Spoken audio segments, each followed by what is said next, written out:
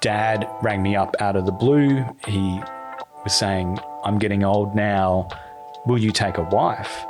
And that was incredibly shocking to me because I had already come out to him 15 years prior. Yeah. You know, it's like, Dad, come on. Like, you've had 15 years to accept this, to deal with this.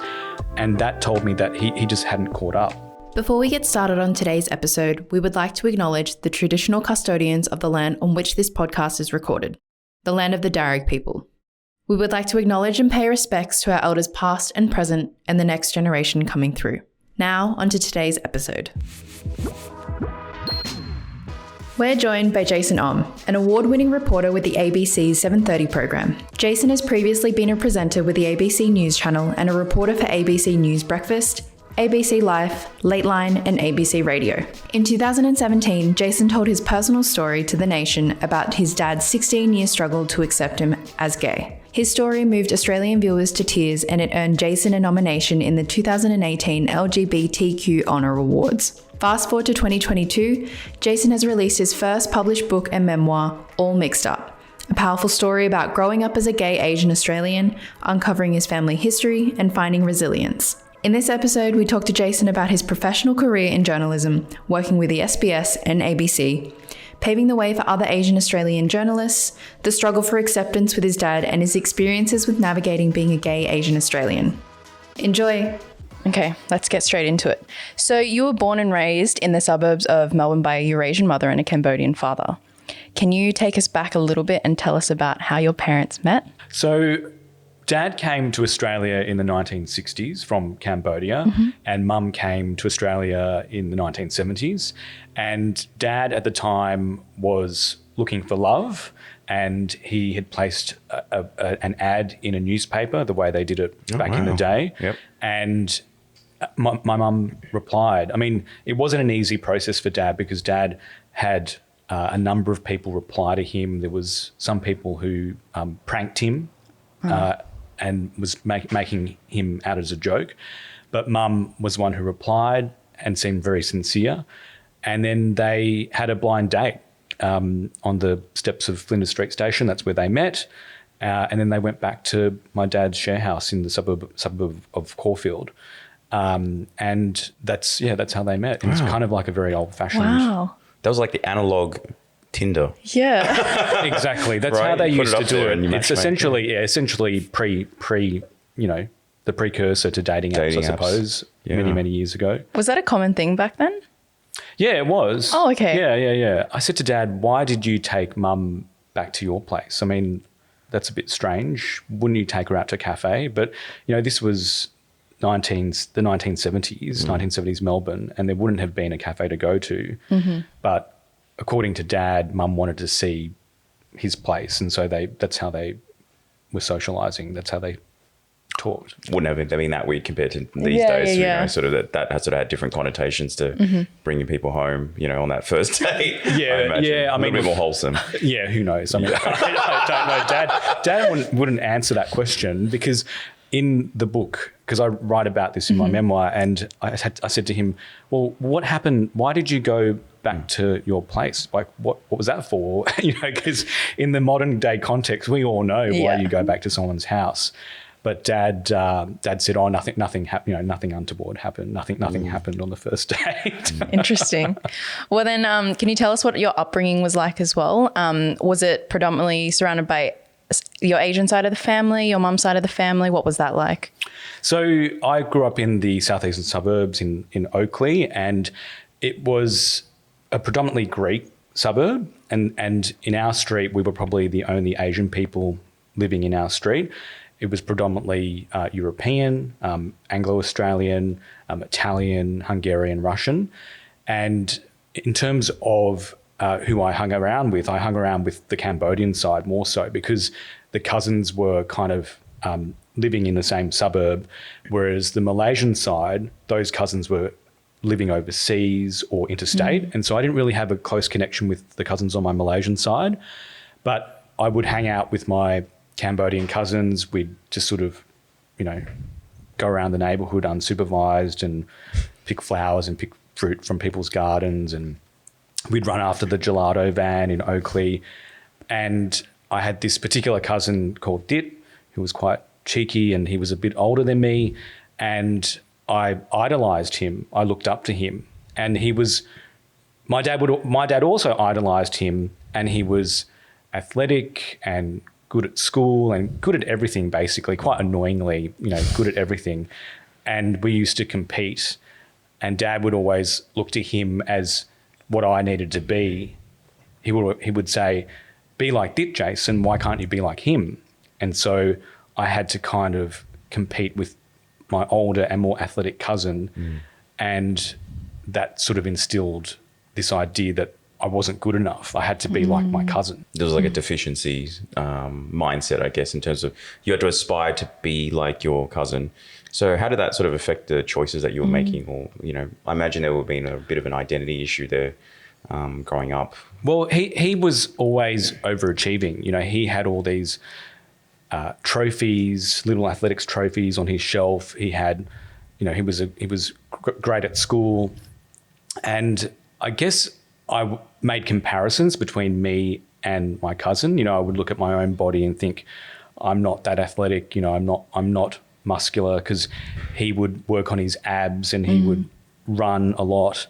And I would always think, can I ever be like him, or can I ever be like that? But the thing is that I was good at school. I was an A student, but Dad didn't see that. That's the thing. Dad saw my cousin, but he didn't see me. And then another level is that my cousin was very Cambodian compared to me, because I was born in Australia. I had a Eurasian mother. I resisted the Cambodian culture, pushed it away. I didn't want to learn the language. Whereas Dit, my cousin, he spoke fluently and he was more Cambodian than me. So in my dad's eyes, I was not Cambodian enough. And my cousins would say to me, oh, you're too Australian for your dad. And that sort of made me think, well, what am I?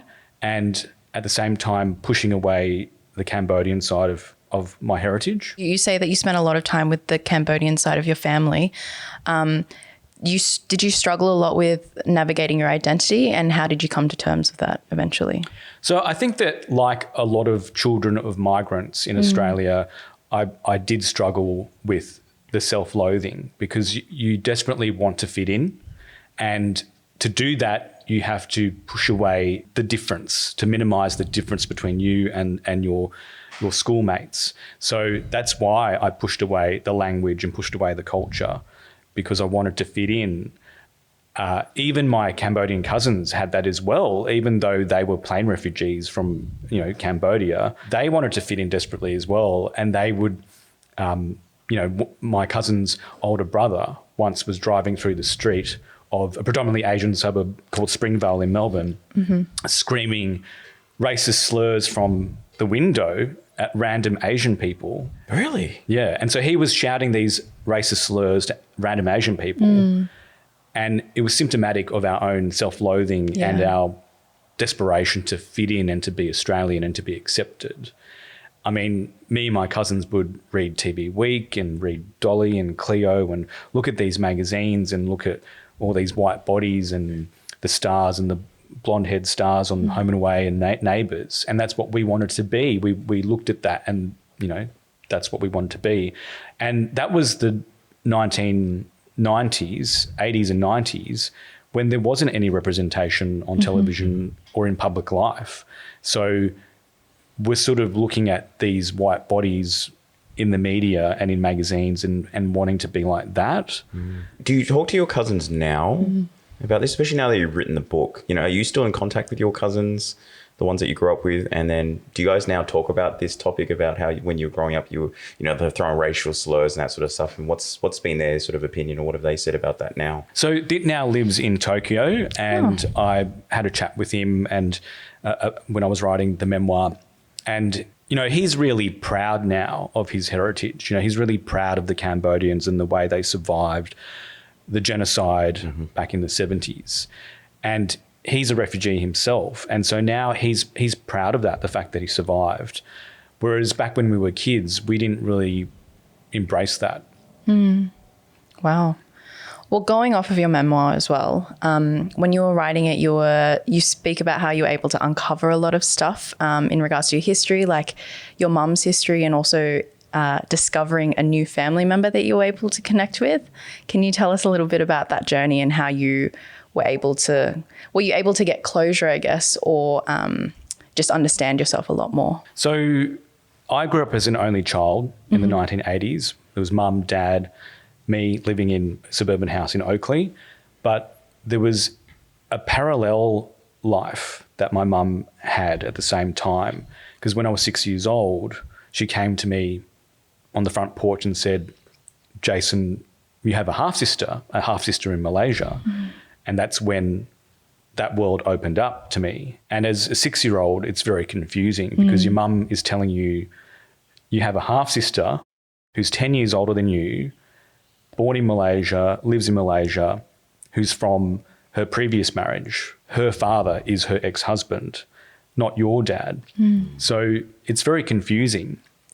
And throughout my childhood, my sister was always in Malaysia and mum would write to her. But why that came to be, why my sister was in Malaysia and not in Australia living with us, was always a mystery. It was never explained. She never spoke about it. Well, mum spoke about it, but why my sister was over there and I was in Australia was never explained. Why did mum leave my sister behind? So after mum died when I was 12, that mystery continued because it was nobody explained to me. No one in my family explained to me why, what happened to mum and why was my sister left behind. So 20 years after mum's death, I began digging and looking back at the past, wanting to interrogate any kind of assumed assumptions, interrogate false assumptions about my past, and to work out what was mum's unexplained sorrow? Why was she so miserable on the couch all the time? And why did she behave in bizarre ways? Because while mum could be cuddly feely and very while mum could be really tender towards me, she could also be really cruel. And I wanted to know why that was, and I wanted to know what happened to mum before she came to Australia. So you turned basically your journalism experience and background towards almost basically investigating your own family history and figuring out, I guess, some of the unanswered aspects of your personal life, particularly your relationship with your mother and now your half sister as well. Did that process go? Because normally you'd practice journalism with people that obviously is not family members. Did you find that really difficult to make that decision to go, I now want to do it for my own family and my own history as well? So I do turn the blowtorch on my family, but on a very low level heat, because my family doesn't talk. And it's very frustrating as a journo who pursues the truth in his everyday job when your family is not open and not forthcoming with the answers. And so it was necessary for me to bust those secrets because I was driven by the question around mum. What happened to her before she came to Australia? And I was owed that because as a child, you only see your mum or your parents as caregivers. You don't know their backstory. And, through this process, I also discovered my dad's backstory and my dad's family backstory in terms of what had happened to them before they came to Australia and, the devastation of the Cambodian genocide that was in the background. But with mum, I needed to know the truth about her, about what happened, so that I could feel more compassion for her. Because of her sadness and her mental illness when I was growing up, I had a lot of stigma and a lot of shame and embarrassment around her. And they were the memories that I took with me after she died into adulthood. And I didn't resolve those issues, the stigma and the shame, until many, many years later, until I did the memoir. Was the memoir a way of you healing yourself through your childhood? I think it was a way to understand, to comprehend, to make sense of a very confusing childhood, and to then feel more compassion for mum because of the catastrophic traumatic event that happened to her before she came to Australia. And of course, my sister is key to all of that. Why she was left behind is key to all of that. But again, I needed to feel compassion for her, and I needed to restore her dignity in my memories, because I had all these bad memories, these tarnished memories of her. And I needed to find the love for her again. Yeah. Wow. So how's that changed? I mean, since you've found out, let's just say the full story, and let's call it, pre sort of understanding that, your mother's death and sort of the perception that you had of her, to now, which, has been quite some time, decades. What's changed in terms of your perception of her? The whole purpose of the memoir was to shine a light into the darkness of my past. And what I've been able to do is find the light in Mum again, to find the light inside her. Because what had happened was that what had happened to Mum was that she had the light taken away from her before she came to Australia. And now I've been able to restore that through my writing and through my role as a journalist, because in my job, that's what I'm supposed to do. I'm supposed to shine a light into the darkness. I think that I'm now at a point where I have reconciled my mother's memory, and I can now remember her in a more loving way and with more compassion. That's really touching. We speak about you being a journalist as well. Can we go into your background, and how did you get into journalism, build a career, and also report in Adelaide, Melbourne and Sydney? Yeah, so when I was a teenager, I'd always wanted to be a journalist. I mean, there were 3 careers that I would have gone into. It would have been graphic design, journalism, or environmental science, because I was a bit of a greenie back then and I wanted to save the world. Dad always said, you can't make money in art, typical Asian response. Yeah. So graphic design, I was sort of pushed away from that. So journalism, I mean, look, Dad early in his life, his Australian life, worked in factories. He worked at a potato chip factory and he worked at an appliances factory, but he also had this part-time gig at SBS Radio because he set up the Khmer language program at SBS. Right. And that was always in the background. And we always had news. We always had the TV news on in our home. It was always Channel 9. It was very rarely the ABC or SBS because, we were a Channel 9 family, like many families in Melbourne. I was always around the news. And then on top of that, Dad would always have these gadgets at home. He'd have reel-to-reel tape recorders. He'd have cassette recorders, and I always had a favourite cassette recorder. And I would use that in the house and go round and record the birds and the cat and the dog and Mum on the couch. And I'd be dubbing. Dad taught me how to dub the audio on 2 decks, and I'd make my own shows. And so I guess when I was a kid, I had, TV around me, and I guess TV was in my blood. And I guess it was an unconscious thing. I didn't consciously want to follow Dad into journalism because he had always said, don't become a journalist, don't go down that path. And the Khmer language program was in a language I didn't understand. So I've kind of unconsciously become my dad in a way because I basically worked for SBS Radio as well, and I worked for SBS TV, and then I went to the ABC. So I've become my dad unconsciously. Out of curiosity, do you still have those tapes available? I do. Oh, have you listened back to them? Yeah. I mean, it's quite strange to hear your own voice as a 10-year-old, but it's very cute. And I was doing this news program. It wasn't a TV show. It was effectively a radio show. And I interviewed my parents. So I sat them down in the lounge room, forced a microphone on them, asking them questions about their background, about their lives. Yeah, it's a funny recording. Wow. Good memories. So really, I mean, to that early on, maybe a design by sort of the environment that you were in and sort of the stuff that your dad was involved in, that you essentially became interested in journalism. Then, I mean, that's one thing, but then to make the conscious decision to then actually do it as a profession, are you able to sort of walk through some of those milestones, those decisions that you made and how you got into journalism as a profession? So once I kind of crystallized that I definitely wanted to be a journalist because I was good at writing. I mean, to be a journalist, it's not just about being good at writing. You have to have nous and you've got to have tenacity as well. So after high school, I began applying for courses, and the most prestigious course was journalism at RMIT, and that was the one that I was aiming for. But as you know, in my life, everything's been quite slow and there's always been obstacles. I didn't get into RMIT the first time. I had to, because it was an elite course, you had to do an interview, you had to do an exam.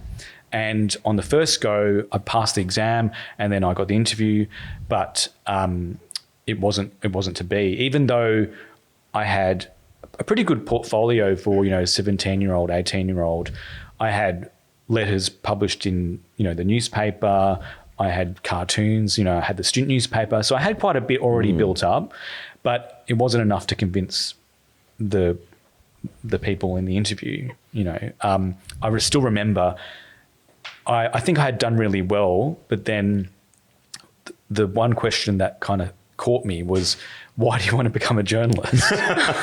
And I didn't have an answer. And I sort of made it up as I went along, saying that Dad worked at SBS. And then the lecturer kind of jumped in and said, oh, well, you want to go into journalism because your dad wanted to be a journalist or was a journalist. And then I kind of just stumbled and I didn't have the answer, the fundamental question, why do you want to do this? You did everything else. I did. That's the most core question. Exactly. But I thought that by showing my desire was enough to have, the portfolio and to have been the editor, to have set up the student newspaper. I mean, that's heaps, for a 17-year-old. But it was that answer, I think, which caught me out. And then I didn't get into that. I went into an arts course at Deakin out in the suburbs, but I still wanted to be a journalist, and arts would still get you into journalism, but I wanted to be in RMIT. I wanted to be in the best course in the nation at that time. So I did it. I had a second go, did the exam, got the interview, and then I finally got in. And at the end of that second interview, I said to them, look, I'm going to come back. If you don't give me this position, I'm going to come back. And I think that was what helped, because as a journalist, you have to be tenacious and persistent, and persistent pays. You have to be dogged when you're chasing stories. And I think that's what probably convinced them. Plus I had built up more of a portfolio.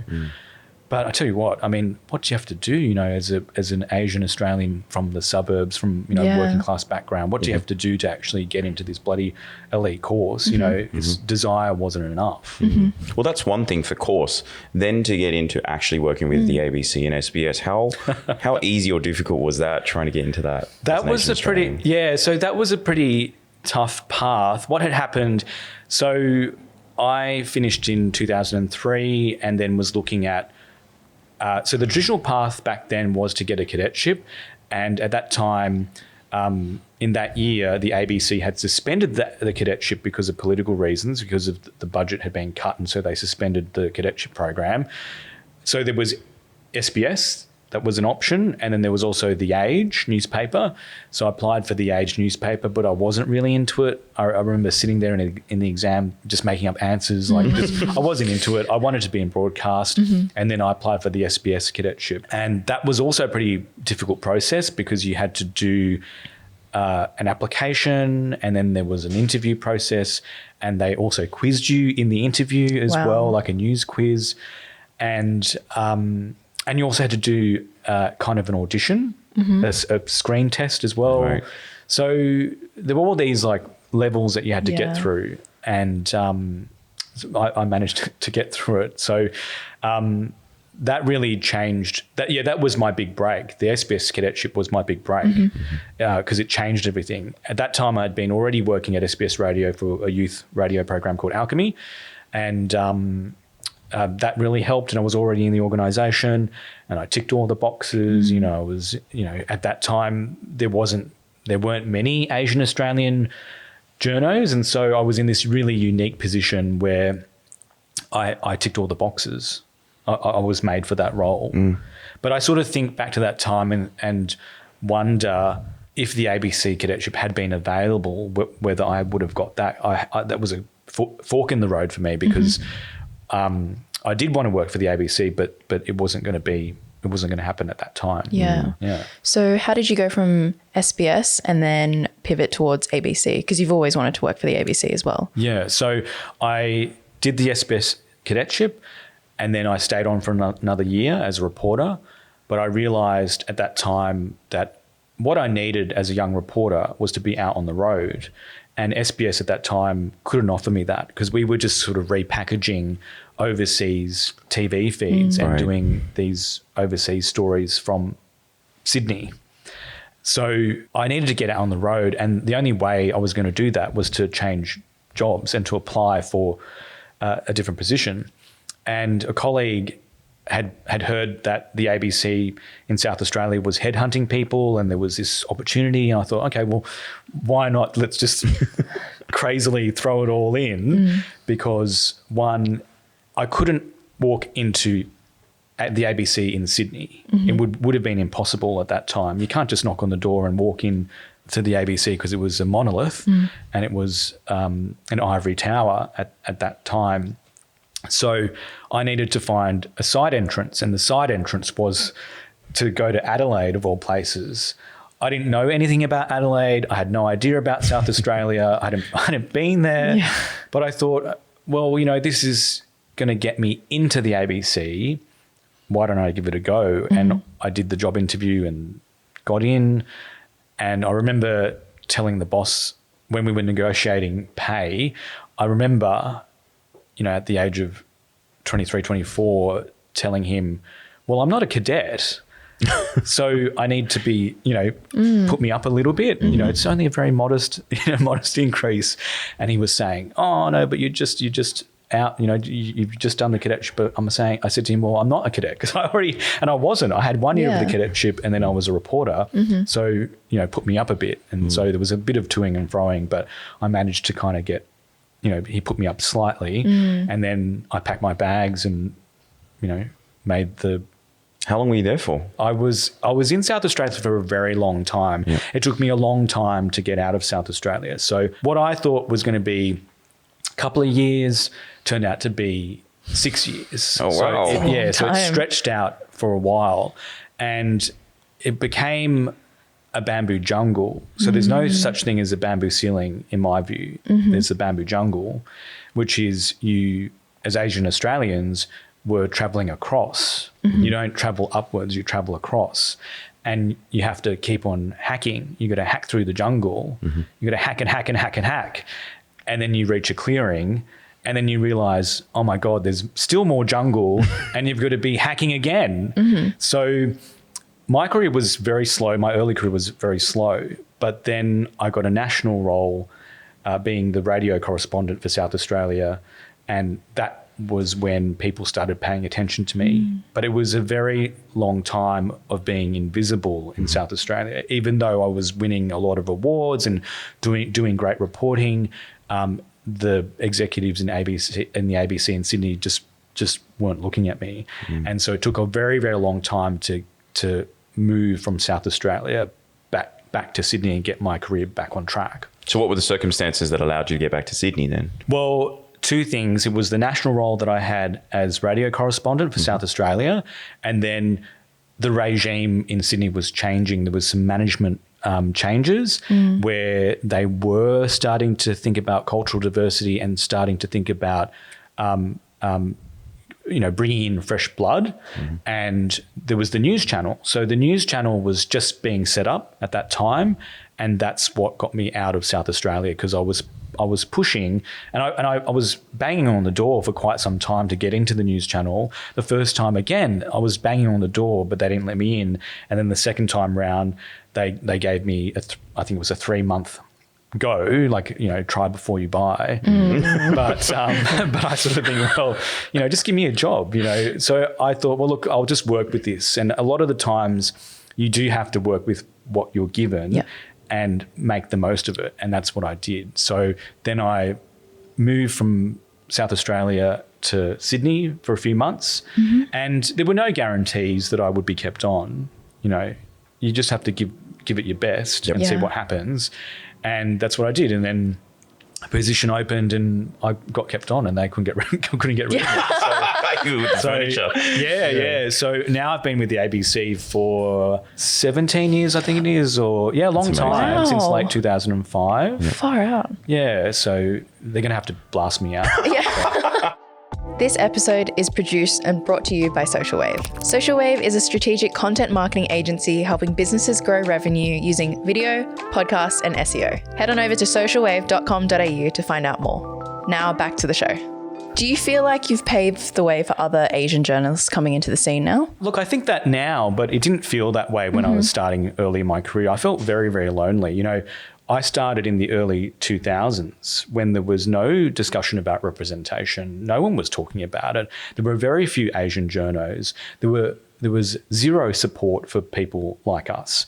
And now you can't shut people up. People are talking about race and cultural diversity ad nauseum, like this podcast, this show, or on Twitter. You can't shut people up about race. You know, people are. It's normalised now where you can talk about it. Whereas when I started my career, you couldn't talk about it. If you talked about it, you were seen as a troublemaker, and that you weren't. You know, back then you weren't allowed to talk about it. So when I did stories, I did zero Asian or gay stories. Because I didn't want to be seen as an advocate, and I didn't think there was value in those stories. I wanted to be considered on my merit. There's a whole discussion about merit, but I thought that if I did good stories, that they would be seen for their merit, and then I would be promoted. But you know, that's a bit of a fallacy, you know. And I think as Asian Australians, you can be dutiful, and you can be, you know, go along with things and not rock the boat.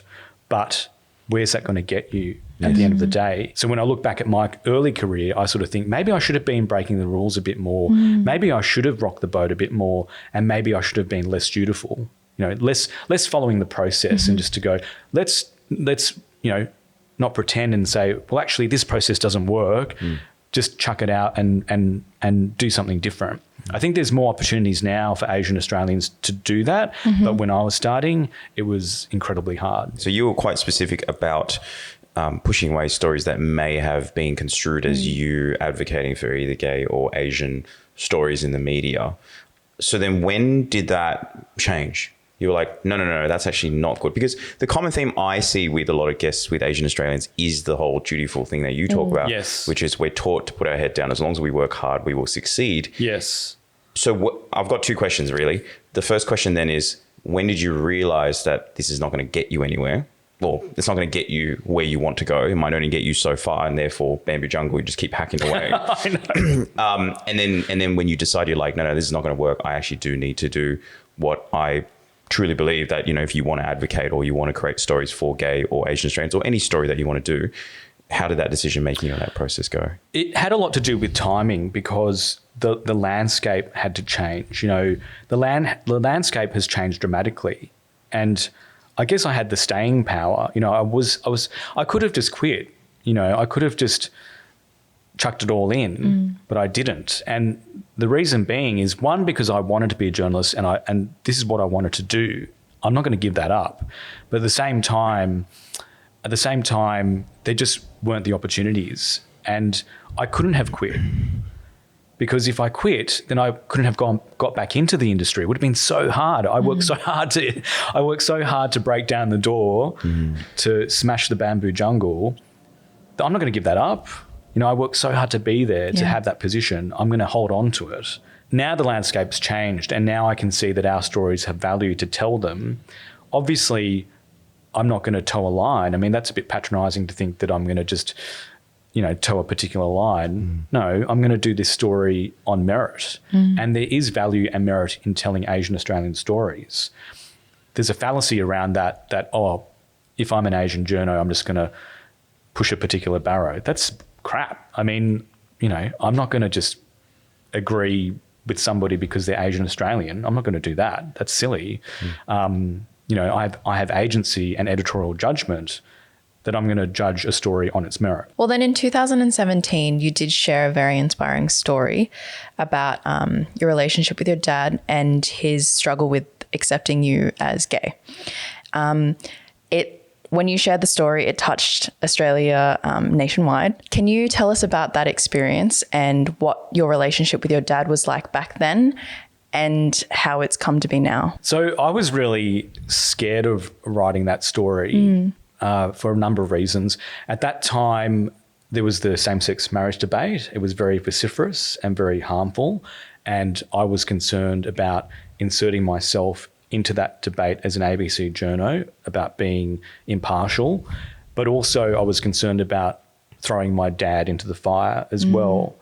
But at the same time, I felt compelled to tell that story because it was such an extraordinary story. You know, he is a Cambodian father who cannot accept his gay son for 15, 16 years. So in 2016, Dad rang me up out of the blue. He was saying, I'm getting old now. Will you take a wife? And that was incredibly shocking to me because I had already come out to him 15 years prior. Yeah. You know, it's like, Dad, come on. Like, you've had 15 years to accept this, to deal with this. And that told me that he just hadn't caught up. And that blindsided me because I'd been striding through life very confident in my sexuality. I was out to my friends. I was out to the public. I was out at work. You know, I was on Twitter talking about it. And yet Dad just couldn't really grasp that I was accepted. To him, it was this shadowy world. To him, it was a secret world. And to him, there was a lot of shame to do with that because he was disappointed that his son, who is supposed to carry on the family line by having children, was gay and you know, not necessarily going to go down that path. And I had two choices because I had been writing that story at that point, and I was thinking, well, is the story finished at that point where he's just not coming to the table, or do I wait a bit longer and wait till I get the response from him about whether he was going to vote yes in the same-sex marriage postal survey? And so there was a bit of toing and froing. I emailed him about it. You know, Dad, how are you going to vote? And I completely dreaded his response because I thought he'd be really angry, or, you know, just that sense of rejection. There was already enough rejection to deal with, enough denial to deal with, let alone another email where he might confirm my worst fears that he would vote no. But I opened the email and then, yeah, he said yes, that he would vote in the postal survey. And that was very touching. It was a real breakthrough for him to overcome, you know, 16 years of denial, that heaviness of denial, and to go, I'm going to vote yes for my son. I guess the question I have in my head is, how did he come to that decision? I mean, for 16 years, like, to take that long, was it just time was the only way that could happen, or was it? I think I just wore him down. I just wore him down. Yeah, it was just persistence. It was the journalism, it was the tenaciousness, it was the persistence. I think it was probably, I don't know whether there was family intervention, because I also said to him, oh, look, my Malaysian auntie and uncle were going to vote yes as well. So maybe that influenced him. He did come to his senses in the end. And I think it might have been that. It was seeing other people supporting me, and also that there was support in the community as well. It's a pretty extraordinary turnaround because he's gone from 16 years of denial and shame to saying, you know, we don't see enough of you in the Mardi Gras. You know, he watches the Mardi Gras broadcast and I'm in the float, but he's annoyed that that SBS is not showing more of me, you know. So that's a big turnaround. Another example is a Cambodian woman came to him and said, hey, you know, why don't you set Jason up with my daughter? And he said, Jason's gay, and completely shut her down. Wow. You know? So for him he's kind of like the Catherine Tate character. Do you know the Catherine Tate character? No, tell us more. Catherine Tate plays this Irish character, Irish mum, who finds pride in her son being gay. And now she's out there bragging about her gay son. Telling the world. So my dad is essentially that Catherine Tate character. Wow. Cambodian Catherine Tate. Exactly. Yeah. Wow. Because your dad is such, having a parent and their opinion towards you is such a defining part of your life. But with your other family members as well, did they accept you, or did you have a bit more resistance there as well, in terms of their acceptance? So the Malaysian side, even though they're Catholic, they're very accepting. They're like whatever. So the Malaysian side was never really an issue, but it was the Cambodian side, which is quite conservative. And even not just my dad, but even my aunties and my cousins, I think, struggled with it as well. I guess because Cambodian culture is very traditional, and there's this idea that you do have to have children to complete the cycle and to carry on the family name.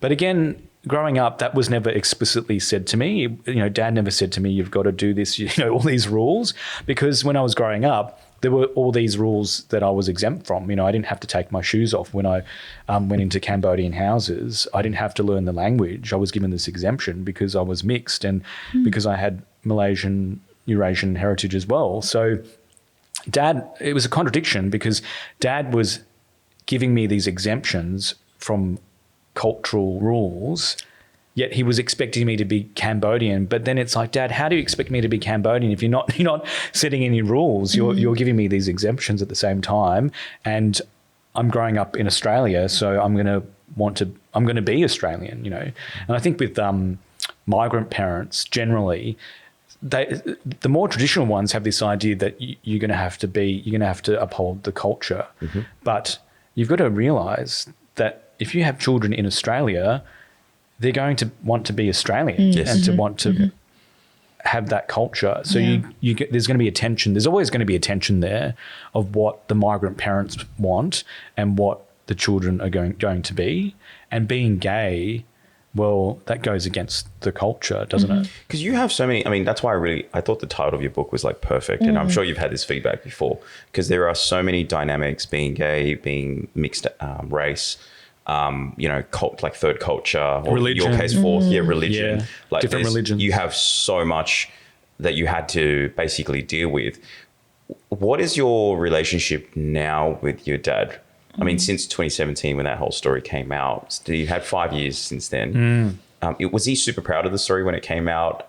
What was his whole stance with this whole thing? I think so. Dad is a man of few words, so he doesn't really say much. But when he read the manuscript, he said, "Oh, it's very vivid. It takes me back." And he hasn't spoken about it since, but he's very happy that it's doing well. And so when he sees me winning awards and on TV and doing radio shows, and he's very happy with that. So he'll say very good in a text or, something like that. It's not an effusive love because he can't express himself. But I think I think he's, I don't know, to be honest. I feel like it's dynamic with a lot of to ask. dads. My dad's the same. Like, I don't know if he's proud of me or not. Like, it's, they don't really say anything. They don't say much. They're very stoic in the way that they conduct themselves. You'd have to ask my dad, but I don't think he would say much. Yeah. It's the only thing. Get him on the show. Yeah, why not? Yeah, fly him up. Fly him up from Melbourne. Yeah, for sure. Well, and look, I want to change gears a little bit after this, but the last question I'll ask in regards to that is, I know we were trading messages leading into this, and you asked the question, which is, what were some of the things that we wanted to cover? And I feel like one of the things we haven't spotlighted up until this point was really being gay and Asian Australian. Now, growing up as Asian Australian in Melbourne, what was that experience like? Did you have difficulty being within the gay community as an Asian Australian? And what was that experience like? My experience as a gay Asian Australian in the gay community, wasn't really developed until I came out in my 20s. So I was just kind of learning that. And when I was maybe 18 or 19, I had watched this documentary called China Dolls by the Asian Australian director, Tony Ayres. And in that documentary, he talks about how he and his Asian Australian friends saw a kind of sexual hierarchy in the gay community, that Asian men were either near the bottom or at the bottom of this sexual hierarchy. Okay. And that shaped my view going into this world, going into the gay community, about thinking about where I belonged, thinking that, hang on a sec, maybe I'm undesirable. And I think that in the gay community, that's still there. And there's something about our bodies, our Asian bodies, that doesn't really fit in with the overarching culture among gay men, because masculinity in the gay community is about being big and hairy. It's about being big. And at the moment in the gay community, it's actually gone the other way. There's been a reaction against femininity. It's actually about being, about being swole and, being big and being muscular and being hairy. And I see a lot of dating profiles, with the arm up like that. Flex. Yeah. And so it's actually become not hyper-masculine. Gay community has always been hyper-masculine, but now it's actually hyper-bogan. And that's why you get a lot of this on dating profiles. Okay. And it's about being big. So as an Asian, I look at my body and I'm pretty slim. And what goes through your head? Am I attractive enough? Am I desirable? Will I be accepted by other gay men? And the answer is largely no, because gay Asian men are stuck between being a fetish, being somebody's plaything, or being effeminate or being seen as effeminate. So you're not, desirable because you're not big and hairy. And I think that at the moment that's what's happening, and it hasn't changed. It's again gone. It's gone to the other side. It's gone hyperbogan, and being a jock in the gay community is the prevailing thing. Going to the gym and being big and being swole, and so there is this kind of bro culture. This gay dude bro culture that's going on. And I do wonder, what does that do to us in terms of how we treat each other? Because that's kind of this hyper-bogan thing that's going on. The people who listen to our podcast are generally in that, 18 to 34 year range. So if you're an Asian Australian gay male listening to this at the moment, and you just, obviously stated some of the so-called issues that are happening within the gay community, is there any advice or any thoughts around that to help them, if they're listening to this, to deal with this or to grapple with it? And do you have any overarching thoughts on that? So I've come to the view that as Asian Australians, we just have to claim the space and make the space for our own. We don't have to shrivel up into the corner. We don't have to be quiet. We don't have to be obedient or fulfilling the expectations of what the culture expects us to be. So that's why I say to gay Asian Australians, gay men, is just go out and be in the space. Go to the bar, go to the club. Don't be afraid. Just claim the space. Because the thing about men and masculinity is that we take up space, and we're just there. We have our legs open and we occupy the space. So as Asian Australians and as gay Asian Australians, we just need to do the same. No one's going to push us out. We just have to be there.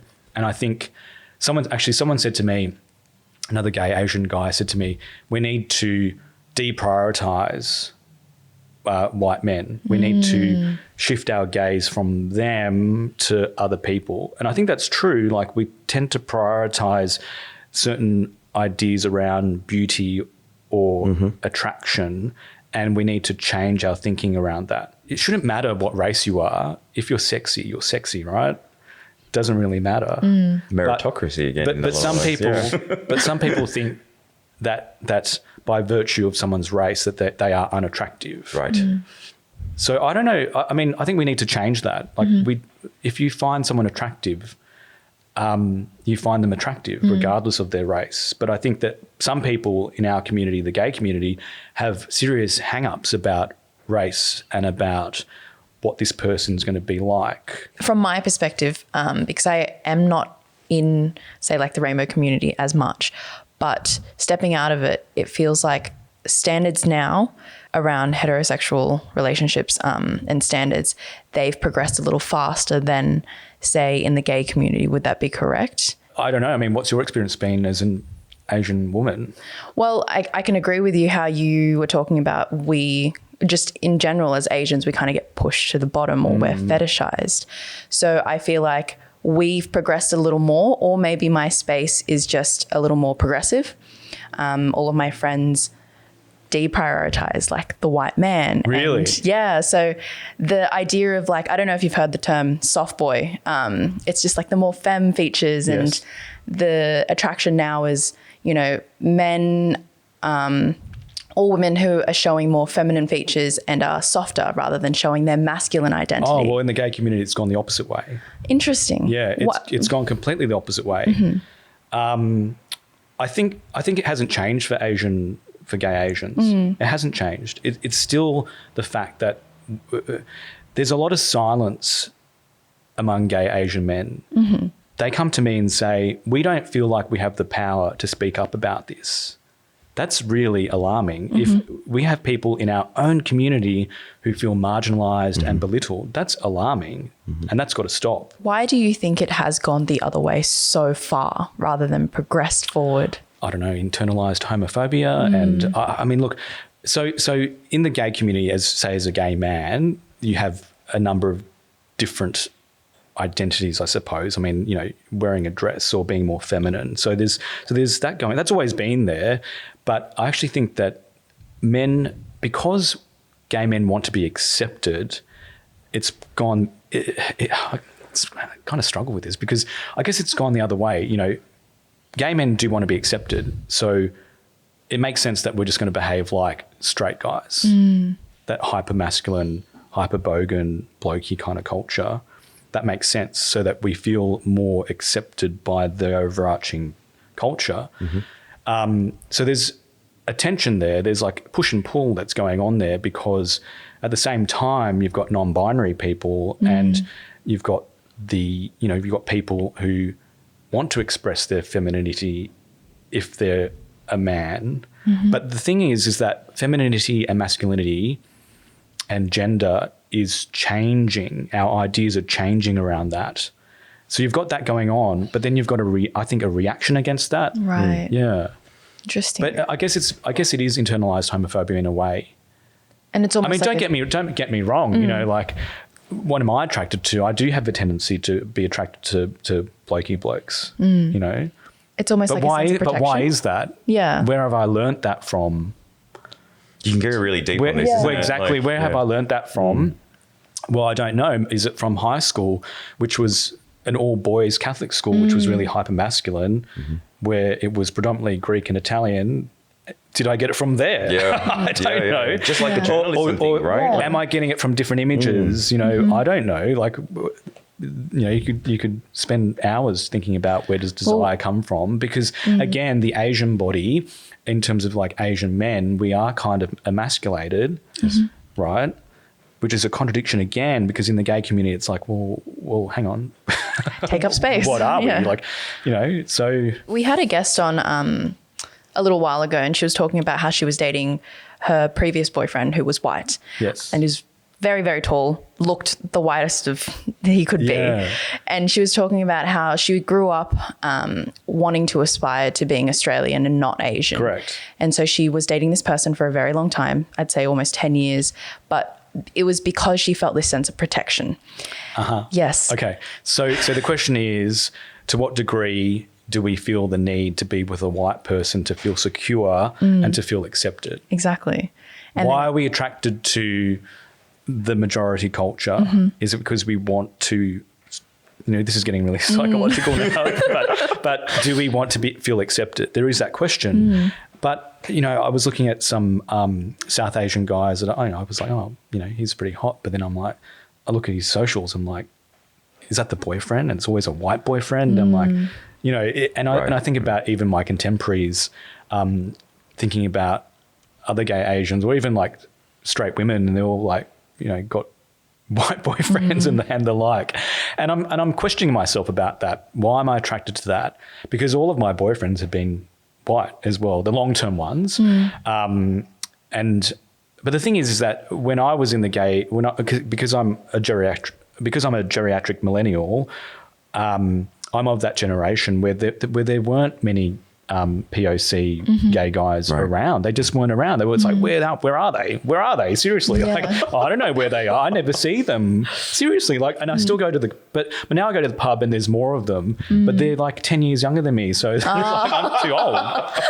I'm too old now. Like I'm an old man and I can't be, can't be, could be a daddy, maybe, but, Oh my God. Well, I want to actually ask also one more question about going back to journalism as well. We talked about the whole taking on stories that are really either gay focused or Asian Australian focused as well. Is there anything that you're really excited about, from in terms of like future of journalism and what you're seeing on your side and where that's heading? And like, if let's just say my question would be like, if someone gave you the perfect story, like Jason, this is for you, what would that look like? Well, the perfect story would be where I'm uncovering some sort of injustice or bring down a government or something like that. I mean, that's essentially what the best journalism does. At its core. Well, not necessarily bringing down a government for the sake of bringing down a government, but if you look at, say, the former New South Wales Premier Gladys Berejiklian, my program played a part in that, but that's not because we're trying to bring them down. It's just because they're doing they're being exposed. You're just shining the light. Yeah, exactly. They're being exposed. And so the perfect story is where we're exposing wrongdoing or wrongdoing. That's the ideal story. I think with Asian Australian stories, what's happening now is that there are more of them and people aren't afraid of actually doing them. So that's really exciting, and that presents a lot of opportunities in terms of what does that mean for our community then? Can we have a greater voice in Australia? Because as a community, we're not really that active. We're not as active as, say, our Aboriginal counterparts. We're not we have a lot of individual success, but we don't really collectivize and we don't really speak up as a group, even though as a group of people, we are actually quite large now. It's something like 15% of the population, but we're not very vocal, and we don't have we have very little representation in the upper echelons of society. There are a few CEOs, there are a few leaders, few political leaders. So there's more now in this current parliament, but as a group of people, we don't really collectivise. I think what's interesting is that is changing. When I was doing the story about food delivery riders, the fact that a bunch of Asian food delivery riders are protesting in the streets about their rights is highly unusual. Yes. Okay, in Australia. I mean, you look at overseas, you've got Hong Kong and people pushing back, but in the Australian context, when you have a bunch of Asian food delivery riders and they're angry and they're saying we're not going to stand for this, that there's something's changed. When they start protesting in the streets, you got to start paying attention because as Asian Australians, we generally don't speak up, and we're happy to, as you say, keep our heads down. But I think that's changing, and we don't have to do that. That's what our parents did, and we don't have to do that in Australia. And certainly, I think as an Asian Australian, I feel like Asian Australians would pick up on that much more. Like you saying, look, it's highly unusual for Asian delivery drivers, whereas, exactly. like maybe, and again, we're not trying to do an us versus them thing, but it's certainly like, you're sort of you're lending to your advantage as an Asian Australian to be able to identify some of these stories that normally wouldn't be able to be identified. Well, that's right. Yeah, because I saw that and that I could detect a change. And that's from a cultural perspective. And the fact that we could, when Asian food delivery riders start doing TV interviews, that's a big change. Yep. And they want to do media. And generally, our community is very diverse. I mean, oh my God, like the Chinese Australian community is very hard to get into. Very hard. It's impenetrable. I'd be hitting the phones and trying to get people to speak. No, very hard. So when you start getting Asian Australians speaking out and doing TV interviews, you know that something has changed. Yeah. What's your advice if you're someone who is wanting to get into journalism now? Let's, again, because listeners are predominantly Asian Australians who want to get into, because I think the options of journalism now versus when you first got in are highly different, right? Like you said, back then it was the major news platforms and, TV channels and what have you.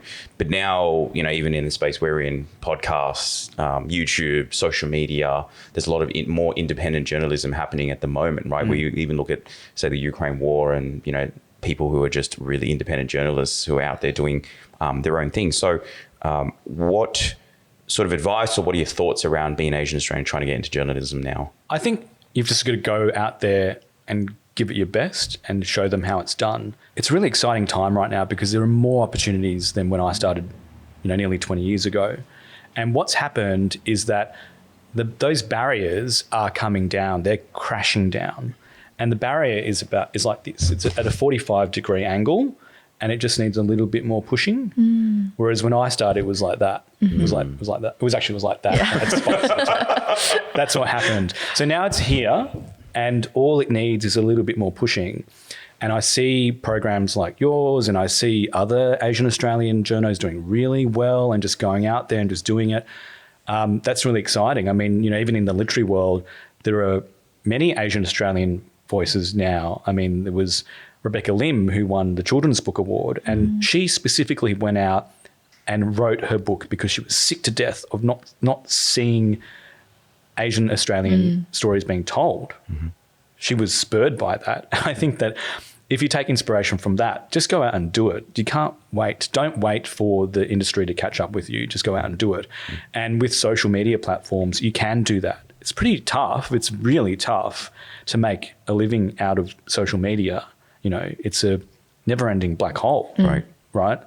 But I think that if you just go out and do it, there will be an audience for it. And what I found that even with my storytelling, even though I've been around for 100 years with my book, there are new audiences, there are new people, there are younger Asian Australians who didn't catch the earlier wave, right? And are now engaged and looking for these stories. So that's what surprised me. It's that it's younger, like maybe like 10 years younger than me, who keep on saying to me, we don't see enough of this. And I'm thinking, mate, you've got so many stories at the moment. What are you talking about? Haven't you been paying attention? If you look at America, oh my God, like all of the North American Asian